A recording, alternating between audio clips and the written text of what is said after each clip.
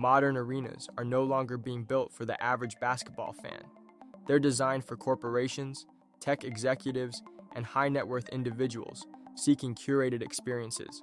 Take Chase Center, for example, the Warriors' $1.4 billion arena in San Francisco. The design includes 44 luxury suites, 32 courtside lounges, and club-level restaurants that rival Michelin star establishments. Compare that to Oracle Arena, where the focus was noise, not nuance. Similar trends appear all across the league. In Barclays Arena, and in places like Little Caesars Arena in Detroit, just to name a few. Exclusive suspended seating only accessible via special ticket packages, removing hundreds of regular seats to make room for new courtside lounges, VIP clubs, and luxury suites. All are built with the same logic. A handful of ultra-wealthy ticket holders can generate more revenue than thousands of general admission fans. Come on.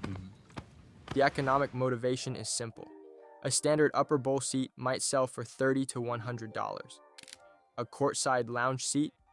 Try $2,000 to $5,000 per game, often bundled in season packages that include concierge service, exclusive entrances, valet parking, and meet and greets.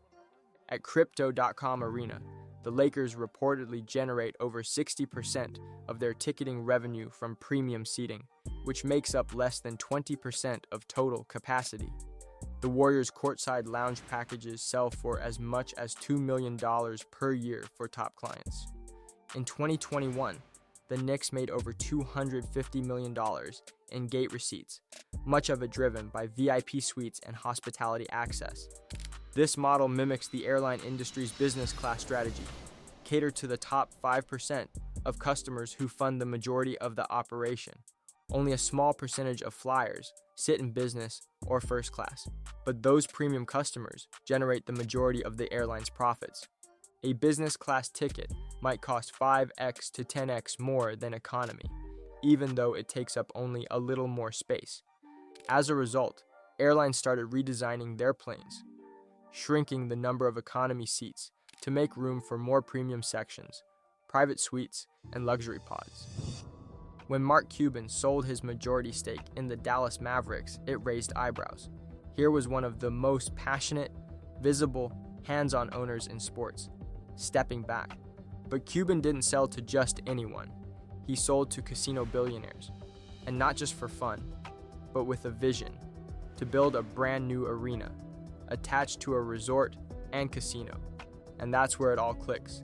This wasn't just about basketball anymore. It was about real estate, tourism, and turning game night into an all-inclusive package, basically commercialization over community. Why did you sell it? To compete now with the new collective bargaining agreement, you see all these teams building real estate, casinos, and all these big real estate empires. I'm like, that's not me. I'm not into real estate. Like when it was tech and media, golden. That's my competency, yeah. But to go build and put up, $1 billion or $2 billion or have to borrow? No, man, that's not me. Where do people go in Dallas when they want to take a selfie? Hopefully it's right here in front of American Airlines Center. But if this isn't it, maybe there's an opportunity to build something that is a destination where people from all over the country want to come to Dallas and experience both business and leisure tourism in a first-class way. And that's what we want to bring here. And as part of that, casino gaming. And speaking of community, places like Oklahoma City, it's the kind of place where season tickets get passed down like family heirlooms, where people show up early, in full gear, and stay loud for all 48 minutes.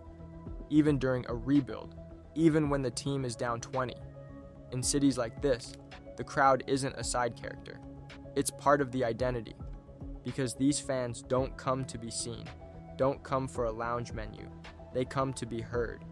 There's no cultural buffer zone and the fans aren't priced out. So when it's playoff time, you're not just facing the best team in the league, you're facing them as well.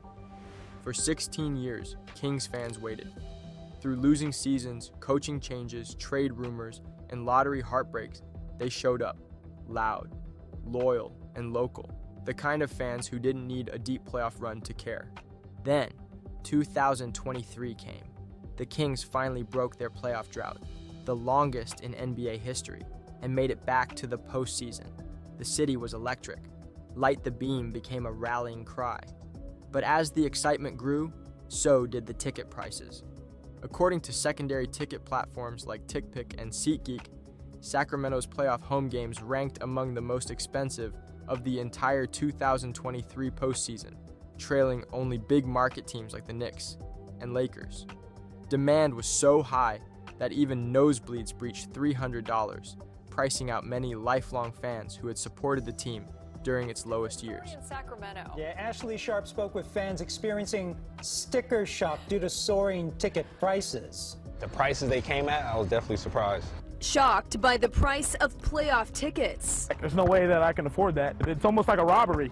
Somebody should call Sacramento Police Department, you know what I mean? Not willing to play the game with verified resellers. Right now, the cheapest ticket for Game 1 at the Golden One Center Saturday, about $500. It's half the price for Game 3 at the Chase Center. One day I may be able to afford to go after I sell my kidneys. The price to sit lower level, you're shelling out thousands. I've paid a lot of money for tickets before, but I think we're going to watch this one from home on Saturday night. Getting tickets used to be a household holiday.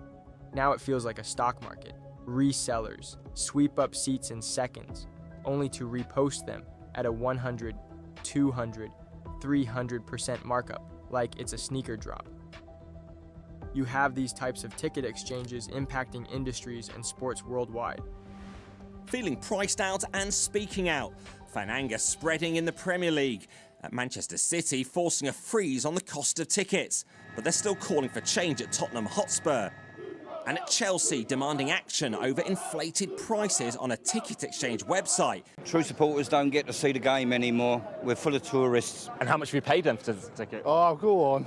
An arm and a leg, half my pension. Combine that with the growing shift in strategy from sports venues.